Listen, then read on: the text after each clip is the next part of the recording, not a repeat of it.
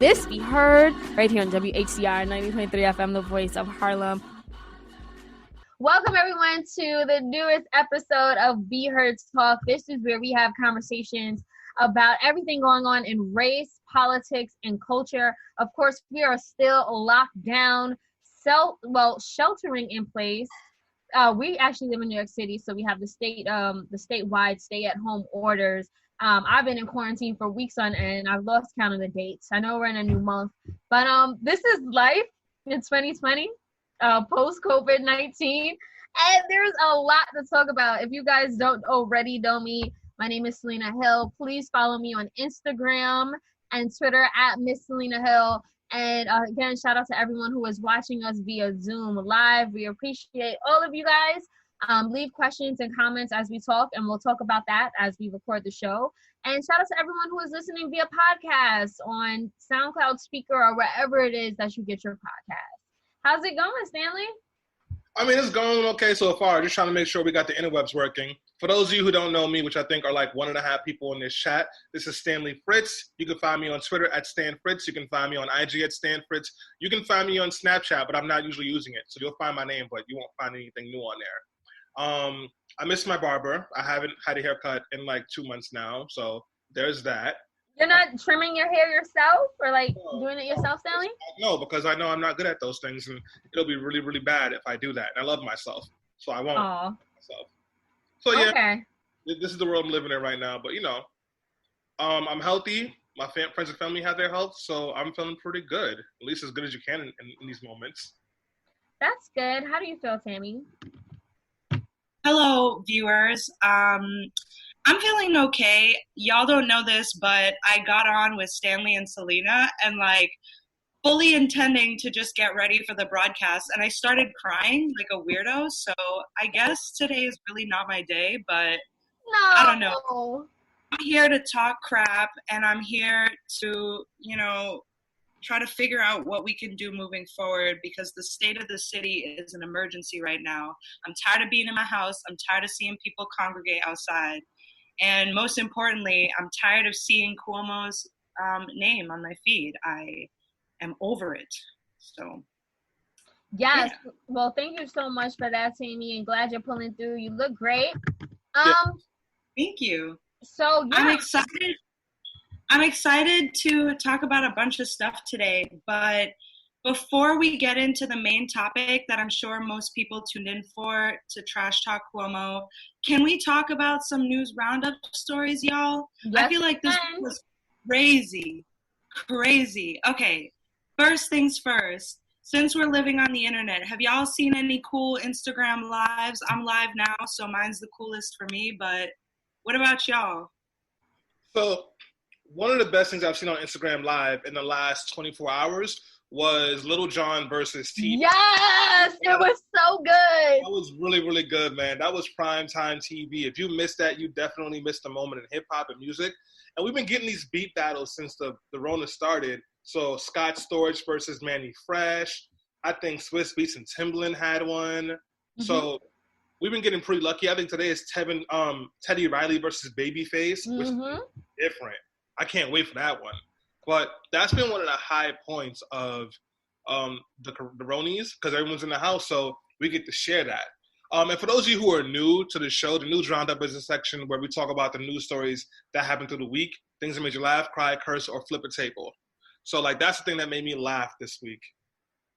Yes, ditto. So I tuned in at the exact start time between the Lil Jon and T-Pain battle, and I couldn't stay for the whole thing. But Lil Jon bodied it. Where were you going that you couldn't stay for? I had some other plans. I had some other stuff to do while I'm quarantining in the house. But no, I stayed for the first 3 battles, and I was just like, okay, Lil Jon is winning this, because he's so epic and such a strong part of our history. That doesn't take away from T-Pain, but Lil Jon has been around for so much longer. But yeah, it was really good. But that actually was just one of the coolest Instagram lives that I've seen this week. I would say one of the coolest was an Instagram live that I did with Nurse Alice. Nurse Alice Benjamin, she is a healthcare worker based in California. She is a Black woman, And her and I, we had a hour-long conversation about what all of y'all are doing wrong about the Rona and how you guys are spreading it. And also, she answered a lot of my questions about what should you do if you feel like you have symptoms but you don't have health insurance or you don't have a personal doctor. Like, she answered so many questions. We talked about how this is particularly affecting African Americans in our community and, you know, what needs to be done. So shout out to Nurse Alice. If you guys follow me on Instagram, you know that she also sent me a demo about the correct way to take off your gloves so that you don't spread corona unknowingly. But yeah, and I'm going to continue to have those conversations as well. So I'm looking forward to that. I also spoke to Slim Thug on Zoom. He tested positive for coronavirus, but he thankfully is recovering. He talked to me about all of the natural remedies that he's been taking, as well as the prescribed medicine that he's been taking. So there is hope. There is hope out there. Okay, guys? He took the zinc pack, and his doctor gave him the medicine that starts with an H, hydro something. But the natural remedies includes turmeric tea, black seed oil. He did an orange peel steam. He did a spirilla oil. He did like everything you find at the health food store that the Jamaicans sell. He took it. I love that energy. I love those like holistic baes who come around with their hair wrapped, you know, and they got a remedy for everything. That's the best. My goodness. I mean, whatever works. I can't really complain about it. Whatever works. What is something that you learned from doing that interview, Selena? Well, I learned a lot. I learned that, you know one thing? He said he really credits the active lifestyle that he had beforehand to how he was able to recover so quickly and why the coronavirus didn't really impact him or affect him that well.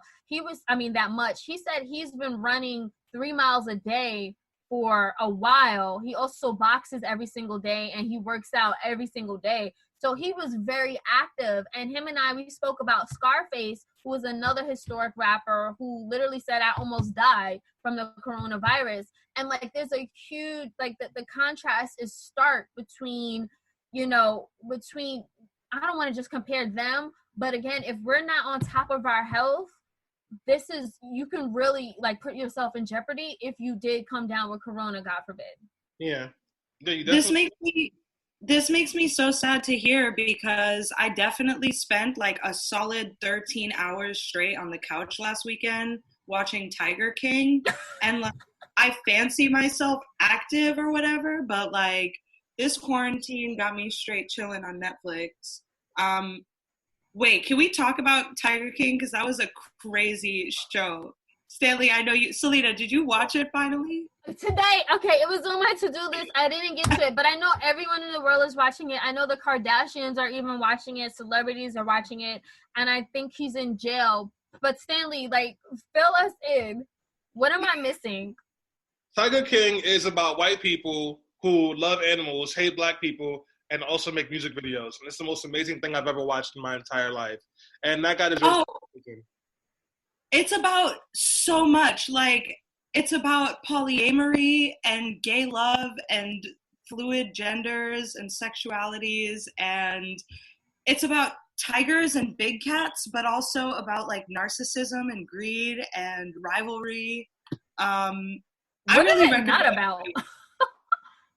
Honestly, what is black people? Black people are not included. There is not a single black person in the show. Wait, there was that one black dude that was shirtless saying he liked the tigers. Who? I don't remember that. He was like, I like the tigers, but he didn't stay long because, black people are smart. But yeah. And then there's a woman who may or may not have killed her husband by feeding him to tigers. That was an interesting story as well. She did kill him. It was not may or may not. She definitely did. And she gave us a demo on how she killed him as well. She gave us a demo on how she may or may not have killed her husband. She didn't. At one point, she talked about like how tigers, no, that's silly. Tigers wouldn't just eat somebody. You have to like cut them up first and you have to cover them in sardine oil. And I was like, oh, how do you know this? Like, how do you know this? That's crazy. I mean, maybe she just happens to know, That's fair. Like, it could be Right. Well, anyway, speaking of ridiculous shenanigans, I saw an interesting video that I want to talk about. Since Tiger King is inherently anti-Black, let's talk about what else is anti-Black, which is the bashing of Black women.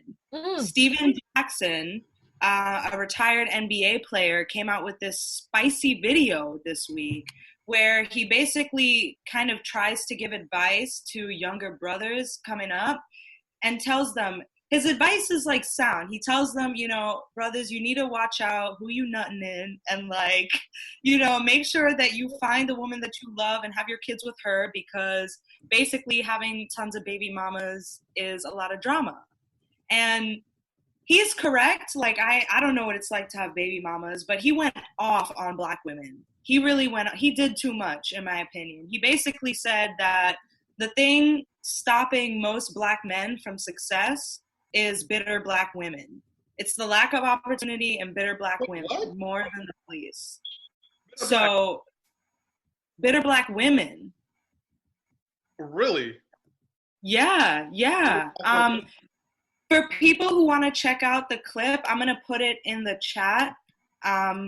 We won't talk about this too much, but I just want you guys to see it and share your feedback with us if you can at Be Heard Talk. We're on Twitter, Instagram, Facebook. Basically, it's a crazy video, but don't pay mind to that. Just make sure to uplift your sisters whenever you can, because Black men ain't doing it, okay? Using a condom? What did you say, Stanley? Has he considered using a condom? Maybe that's why he has so many kids. Well, I'll just chime in quickly because I know we want to kind of move past this, but I saw the video too.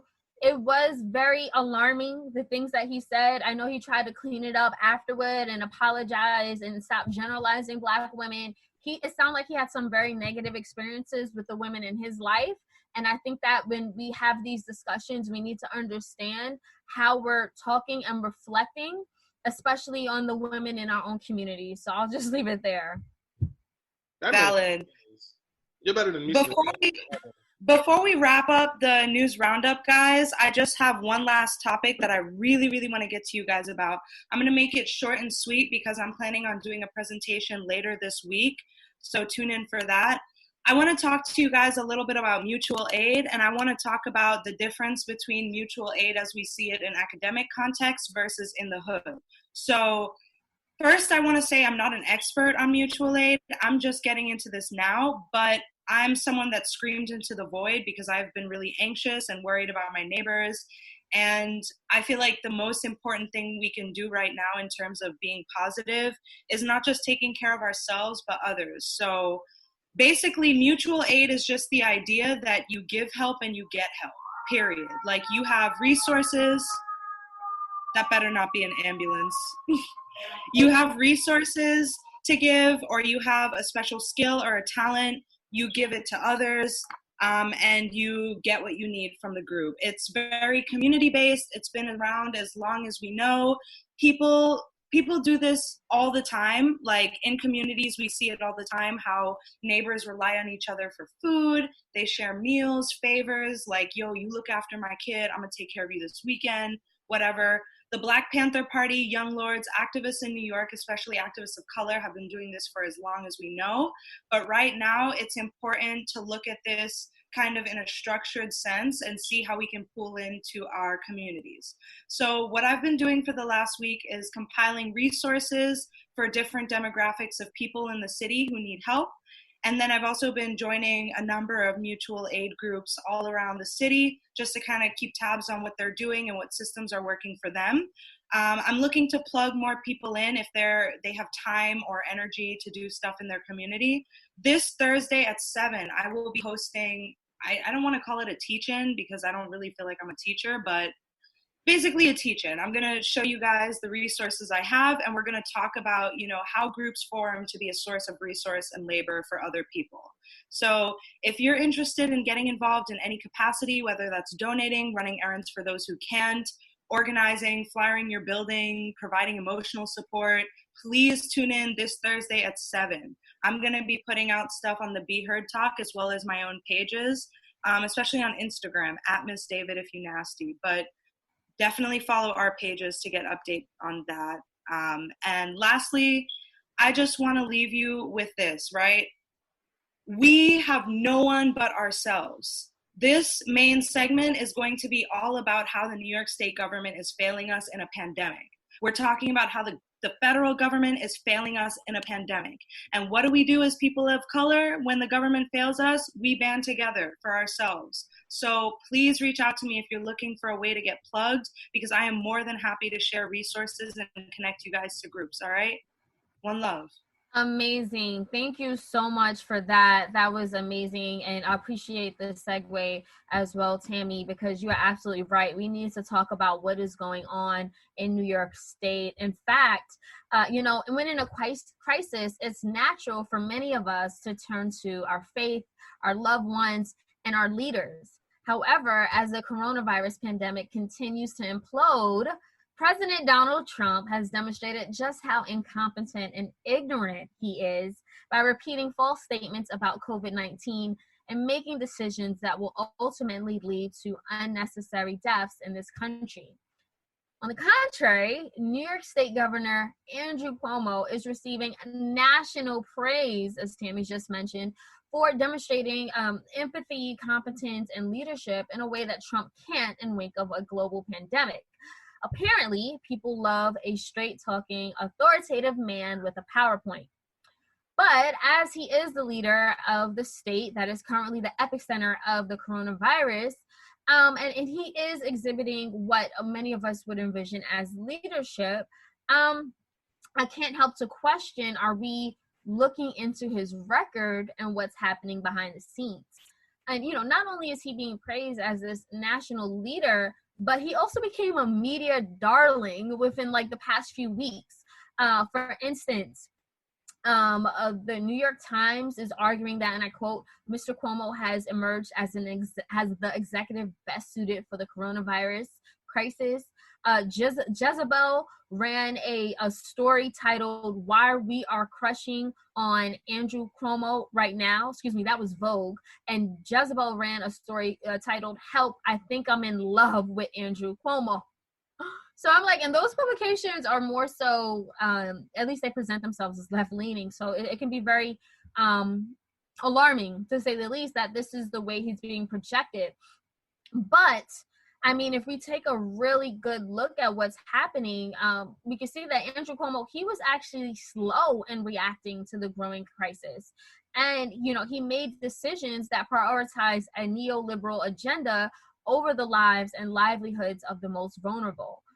Basically, as, he's battling Trump on one hand, but on the other hand, he's continuing to battle his longstanding efforts to cut healthcare and hospital funding, education support. He's rolled back bail reform, and he's talking about he refuses to raise taxes on the rich. So make no mistake about it. He is definitely putting us in the most vulnerable communities at risk during this unprecedented crisis. And that's what we wanted to really talk about today. So, and we have a very special guest who will join us on Zoom as well. And before we get to her, I just want to throw this at you, Stanley and Tammie. Does Governor Cuomo deserve any of the national praise that he's receiving in light of the coronavirus pandemic? The governor has given calm, sober press briefings, and that's good. And he's made some really good decisions up front in response to the coronavirus. And I want to give credit where credit is due. He has done that. He was also late to a shelter in. And the only reason he was late to it was because New York City Mayor Bill de Blasio suggested it first, and the governor doesn't like him. So he just kept saying that wasn't going to happen, and then did it anyway, but just changed the name and said it was different and said that words mattered. The governor has an outbreak happening in jails all across the state right now, including Rikers Island, where the corona outbreak is happening faster in Rikers than anywhere else in the world. That includes incarcerated people and correction officers who don't have the resources they need to stay safe. And incarcerated people are staying in rooms with 60 people to a room, sleeping head to toe with folks in there with very obvious corona symptoms. The governor hasn't done anything for the New Yorkers who had to pay rent this week. He said that there's a freeze on evictions, But all that means is landlords are running the paperwork, and once that 90-day freeze is over, a lot of people might be getting evicted because of the governor, because the governor refused to do something more on rent. So the governor has made a lot of good moves, but he hasn't been the best. Not at all. Tammie, how would you chime in? You know, what do you think about the praise that he's receiving? I mean, he's being compared to Trump, which is like literally scum of the earth. Do you think that he deserves any of the praise? Basically, I think Cuomo does deserve some praise and recognition because we live in a dumpster fire of a country right now, where the federal government is not even acknowledging this crisis as it should be, and they really haven't since the very beginning. So someone had to step up, and I'm grateful to live in the state where that governor was the one to step up. However, like Stanley said, I really want to use the word relative here. I feel like he's doing well, but it's relative, right? Like, he's not South Carolina that's like, this isn't a big deal, let's close shoe stores, you know? Like, he's not other mayors and governors who aren't taking this serious. But when you look at these conservative responses, they're all following Trump's wave. So do I think Andrew is doing a good job? Maybe. Like, maybe he is. He's doing more than our country is doing. But I also agree with Stanley that he's not doing enough. And honestly, I'm kind of embarrassed at our response because as the epicenter, we really should have been taking more of an aggressive lead to show states what we need to do to quell the outbreak. Now we look goofy because all of us are quarantined, kind of, not really though, with tens of thousands of cases, more growing by the day. And so has he been doing a good job? I mean, I guess, like, in comparison in the States, but not really. No, but that's a really fair assessment. You know, thank you for that. But without any further ado, we have a very special guest who is joining us. We have Jasmine Gripper, who is the executive director of the Alliance for Quality Education. She has been working hand in hand with a lot of state elected officials and doing a lot of work on the ground when it comes to lobbying and advocating for, you know, working class communities. So Jasmine, I want to get you to chime in here. You know, we just talked about, you know, how we feel about the governor and the praise that he's receiving, but, you know, you are someone who knows best about what's going on behind the scenes. Can you give us a breakdown of the state budget that Governor Cuomo just passed and pushed for? Yeah, can folks hear me well? Yes. Great. So I've been in Albany for 7 years, working on the state budget as an advocate for New York's public schools and getting equity in our public schools. And what Governor Cuomo has consistently been is not an ally to children and their education, nor to Black, brown, and low-income communities across New York State. For example, we're actually seeing history repeat itself here. This is literally deja vu for children and their education in New York State. Back in 2006, when there was a financial crisis, Governor Cuomo's first year in office, what he chose to do was he cut $1 billion from education, and he gave a tax break or a tax cut to New York's millionaires and billionaires. So he literally chose his first year in office to balance the state budget on the backs of our children. And so what we see happening now this year is the very same thing, is that our schools weren't prepared to go into remote learning because we knew all of the challenges that the schools were facing. We at Alliance for Quality Education, we toured schools around the state. Just a year and a half ago, we went to 15 school districts around the state and about 10 schools in New York City. And we saw schools that were using Windows 97. We knew our kids weren't prepared for online or remote learning inside the school building nor at home. And the reason why our schools weren't prepared for that was because of systemic disinvestment in public education by Governor Andrew Cuomo. We look at our public hospitals right now that are struggling to keep up with this pandemic and this crisis. And the reason why they're struggling is because of disinvestment by Governor Andrew Cuomo. Like, so yes, he seems to be stepping up right now, but he's not talking about how his years of underfunding and disinvestment in our communities have let us be crippled in this current moment and not prepared to take on this crisis properly. And so what he did this year in his state budget, and I put a lot of responsibility on him, but I also put it on the legislature because we have 3 branches of government and they work together. And yes, the governor has a lot of power in the budget process, but they have power too, and I felt like they conceded too much of their power this year. But what the enacted budget did was what he literally just, like I said, deja vu, he flat funded our schools. He's been talking leading up to the budget, we're going to have to make drastic cuts. We're going to absolutely have to make cuts. We're going to have to make cuts. And first he was talking about hospitals.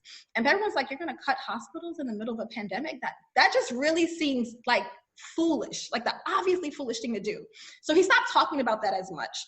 But he still went ahead and put that into writing, into law. He said, well, there's a lot of money in schools, which is true. Education and healthcare are the 2 biggest costs for New York State. And so he's like, I'm going to cut the money from schools, and we just have to sacrifice at schools. As if that was the only choice we had to make, and that's simply not true.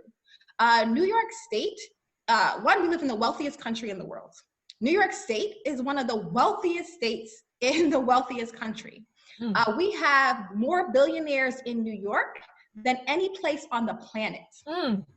So New York's 115 billionaires have a combined wealth of $525 billion. I don't even know what that means. But just to give you some context, the New York State budget for our entire state is $175 billion in any given year. So our billionaires have $525 billion more, like 3 times more than our entire state budget. So instead of asking the wealthy and the 1% to contribute a little bit more, to say, hey, let's institute an emergency wealth tax. Let's institute an income tax on the ultra wealthy as a way of helping to balance our budget. He said, no, let's sacrifice the education of our children. Let's take money from our schools. Let's take money from our hospitals as a way of reducing costs and saving money. And, we can't borrow money from billionaires, or we can't take money from billionaires because, the stock market is down. These billionaires are not hurting. They all fled to the Hamptons, to their second and third homes, and the Hamptons are in upstate New York during this crisis. They left the city, but they're still in New York because they want to be close to some of the best hospitals in the world, those private hospitals in New York State. And so as a result of the enacted budget, when it came to the healthcare cuts, there was a federal stimulus package, and the federal money was going to healthcare and education. And the federal money said, you can't cut healthcare if you take the federal money. So what Governor Cuomo said is, we won't cut healthcare this year, but put it into writing in the state budget right now, that as soon as we get to next year, as soon as the maintenance of effort expires, those cuts will automatically go into effect. And so he's trying to cut about $2.5 billion from healthcare that he put into this year's budget that will go into effect next year. For schools, he gave them $0 of an increase.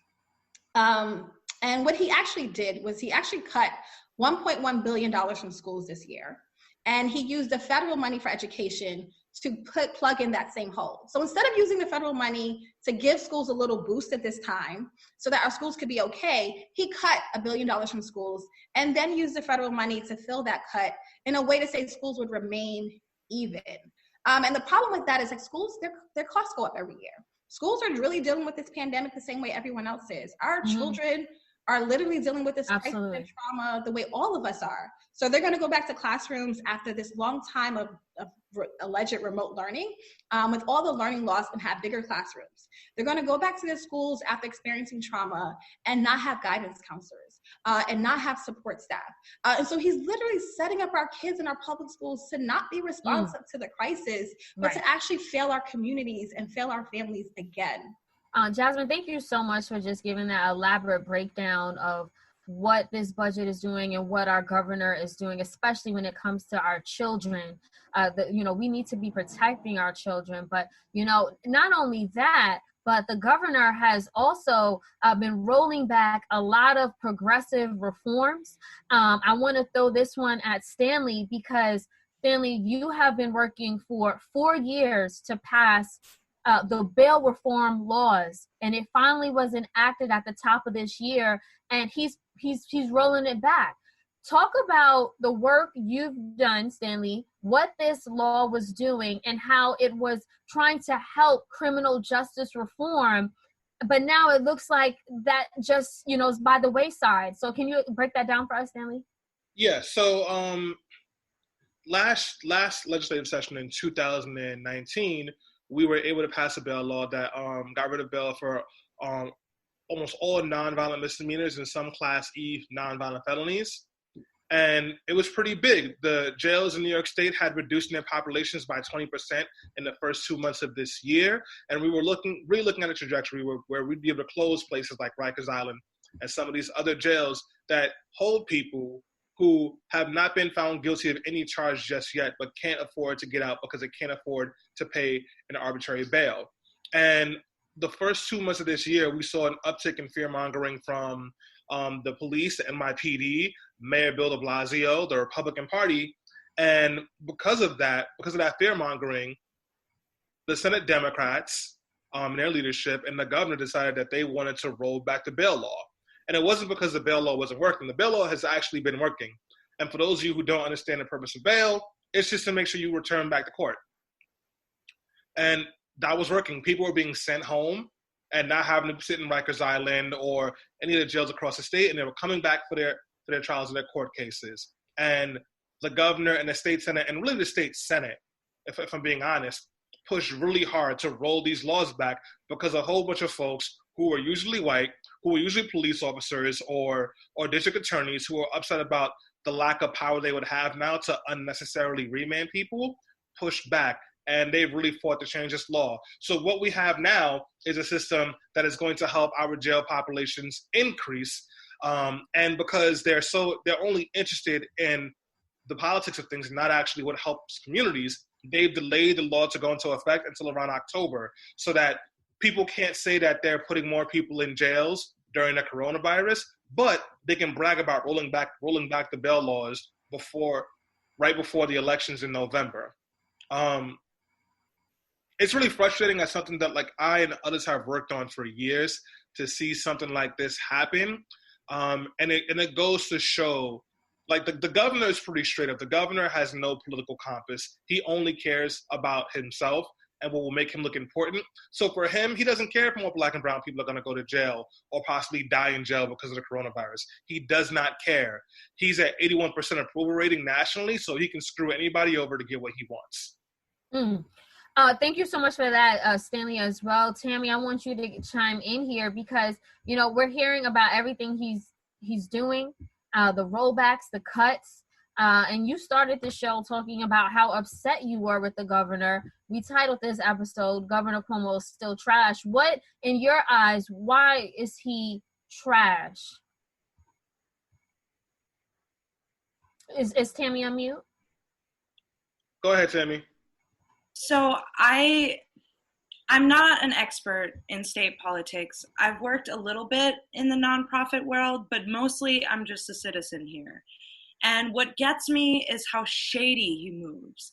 Like hearing things about how he's been planned to roll back Medicaid for New Yorkers, and this was an opportune time for him because he is currently high in popularity. Even though Medicaid and Medicare and insurance is exactly what people need during a health pandemic, that to me strikes me as someone who, like Stanley said, is only really in this for self-interest. And, I really talk a lot of crap about like what Cuomo does fundamentally, but it's him as a person. He is the exact kind of politician that I can't stand, and I think that turns people off of politics in general because it becomes so much less about serving the population. And don't get me wrong, I do understand that, there are jokes in the organizer world that New York is a purple state. Like there are these pockets of deep red upstate that he does have to cater to. And like, I do understand that. But ultimately, you're supposed to represent the people. And waiting years to make shady moves and like pre-planning what will get you support on a national level for your future endeavors is just unacceptable to me. I know so many groups that have had to lobby Cuomo, including like NYPIRG when I worked for NYPIRG and other campaigns that have had to lobby Cuomo to literally beg for basic human rights, literally just had to mail in a request to ask him to expand the capacity of vote-in ballots because he's still carrying out poll worker trainings, and there's still going to be like kind of an election as usual. The Board of Elections isn't closed at the moment. But all of this to say, he's just fundamentally not for the people of New York. Cuomo is for Cuomo, period. And we see it all the time in the way that he plans his moves. But it's also kind of scary to see how far back he's been planning his moves. And it's also scary to see that he controls each branch of the legislature, because ultimately none of them are stepping up. Like Jasmine said, the accountability is on them too. They should be checking him, but they get protection from the governor, and it pays to make moves with the power people in New York. So I'm just kind of sick of seeing him, and I want him out. Like, I don't even want to see him on the national spotlight. He's a snake. Thank you for that, Tammie. Jasmine, I want to get you back in here as well. How will, we see the state budget that just passed. We see the praise that he's getting. You talked about how this is going to affect our students when they come back to school, probably in September.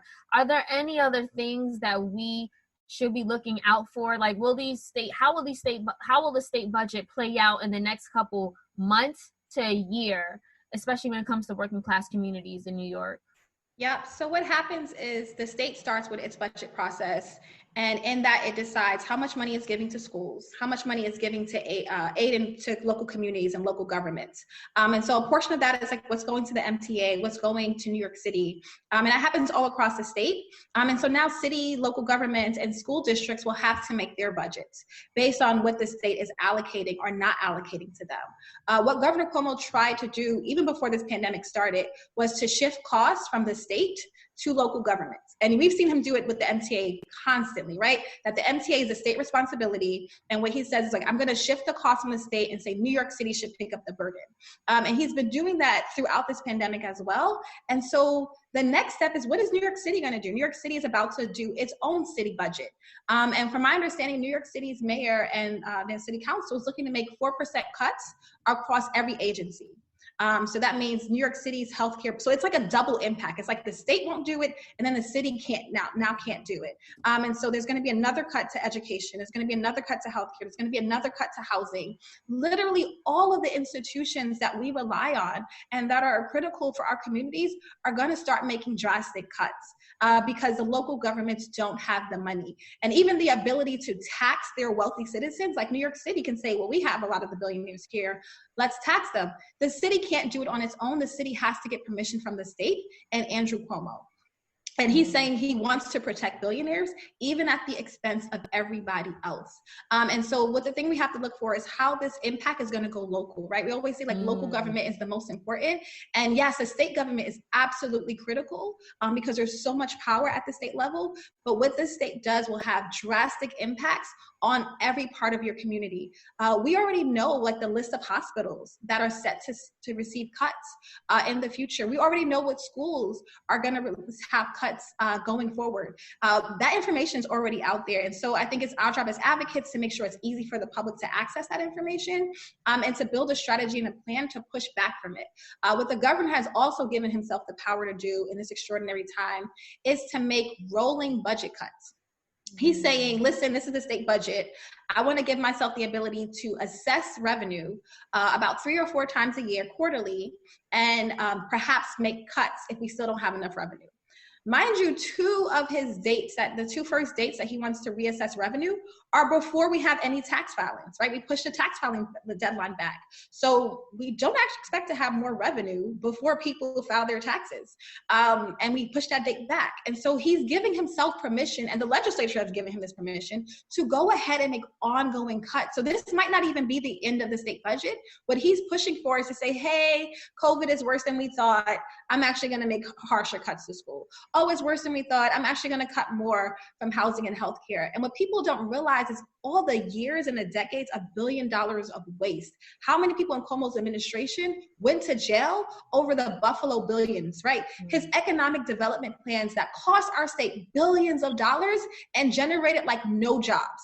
Like literally there was evidence on the books where they spent $20 million for a project for economic development that created 20 jobs. And none of them were $1 million paying jobs. It was just a waste of taxpayer money.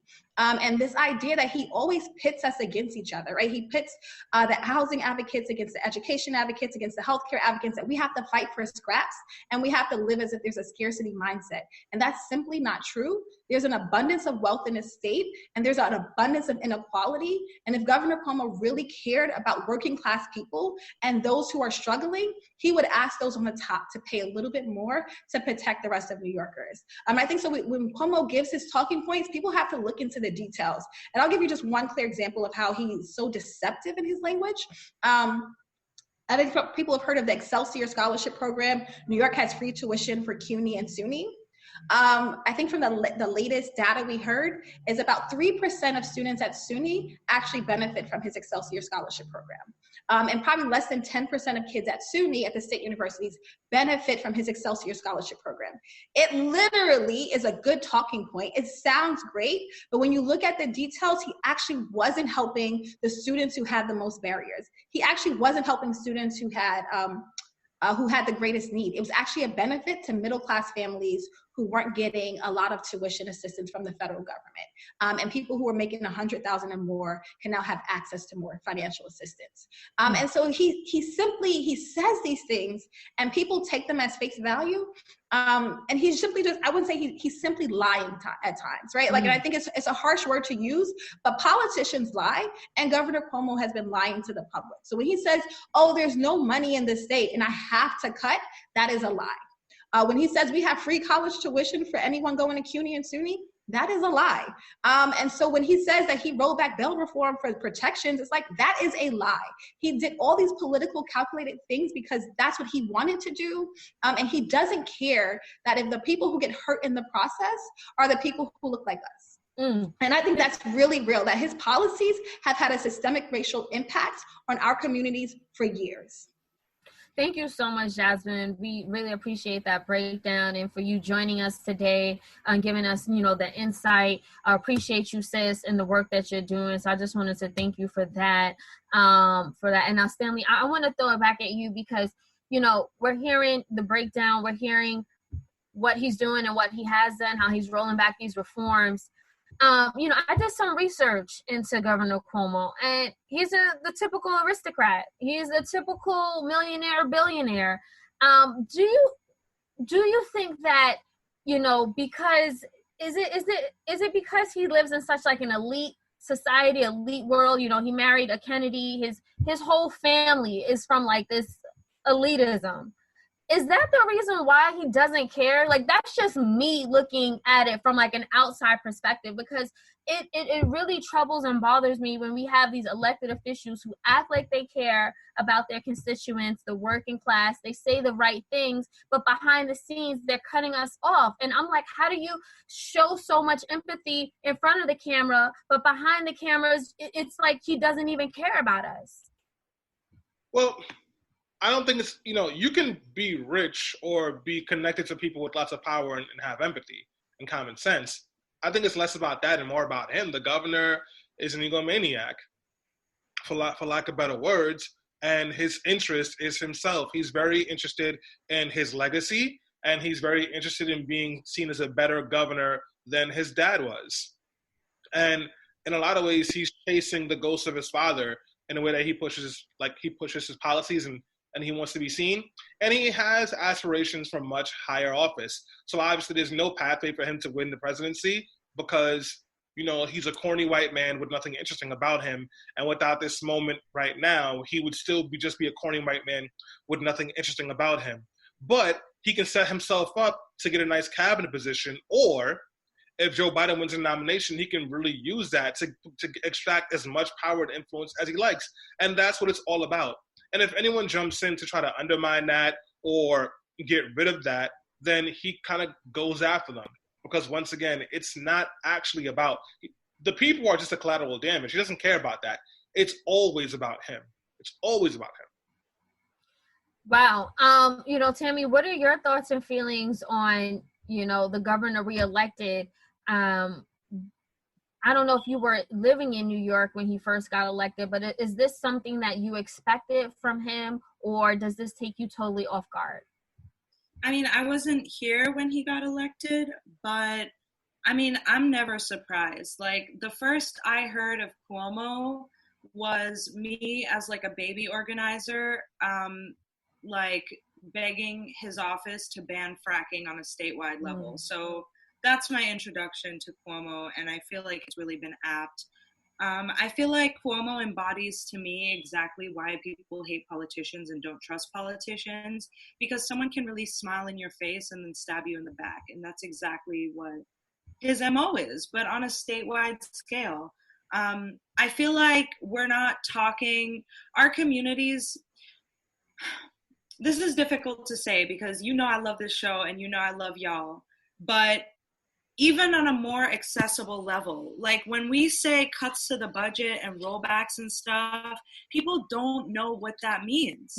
Like, people are seeing that Cuomo is doing good with coronavirus and they hear cuts and they think, oh, well, like, yeah, obviously there's going to be cuts because we have to pay for this pandemic.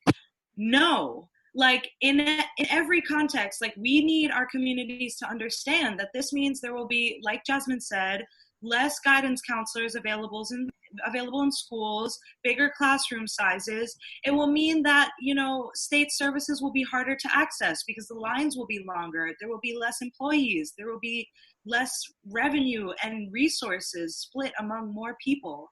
Like, I think that I don't know Cuomo personally like that, but when you see someone who, like Stanley said, is an egomaniac and kind of thinks of themselves as like, this prodigy and that they have something to live up to, that's not someone who should be serving us.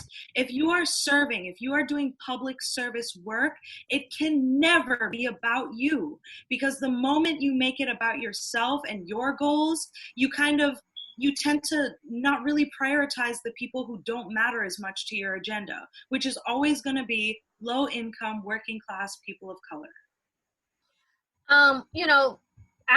We agree.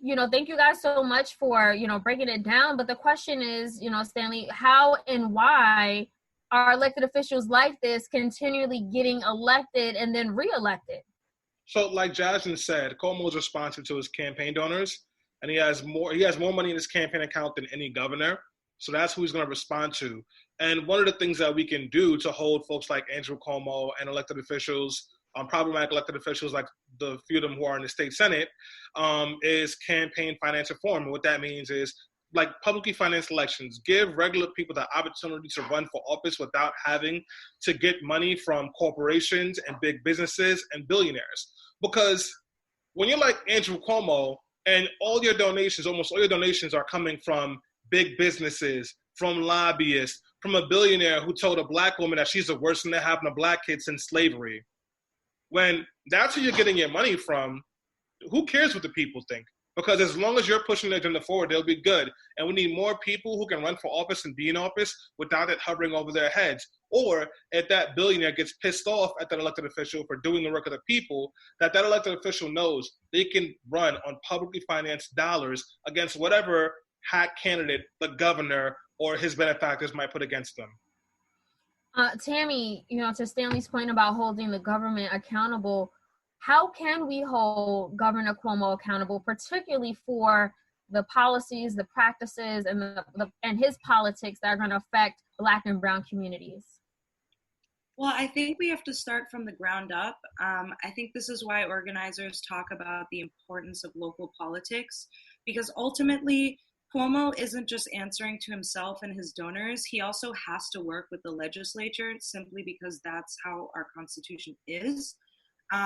If we are active in making sure we at least know and can contact the people representing us on a basic level, that means the state assembly and Senate, then we can reach out to them and their staff and say, hey, this isn't cool, tell a few of your neighbors and your community members to do the same thing, and boom, that's pressure.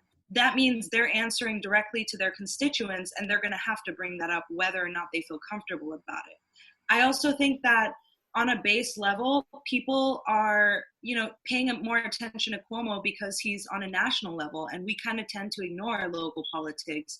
Make sure you know the dates when we have local primaries in New York, because we need to be voting in people who are who care about our interests. When you look at voter turnout for local elections, they're absolutely abysmal.